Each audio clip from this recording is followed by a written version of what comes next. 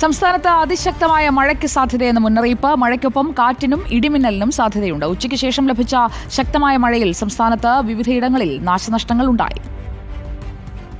സംസ്ഥാനത്ത് വേനൽ മഴ കൂടുതൽ ശക്തി പ്രാപിക്കുമെന്നാണ് കേന്ദ്ര കാലാവസ്ഥാ വകുപ്പിന്റെ അറിയിപ്പ്. വടക്കൻ ജില്ലകളിലാണ് കൂടുതൽ മഴ സാധ്യത. ശക്തമായ കാറ്റിന് സാധ്യതയുള്ളതിനാൽ പൊതുജനങ്ങൾ ജാഗ്രത പാലിക്കണം. കണ്ണൂർ എയർപോർട്ടിന് സമീപം 52 കിലോമീറ്റർ വേഗതയിലും കാസർഗോഡ് പിലിക്കോട് 39 കിലോമീറ്റർ വേഗതയിലും ഇന്ന് കാറ്റുവീശി.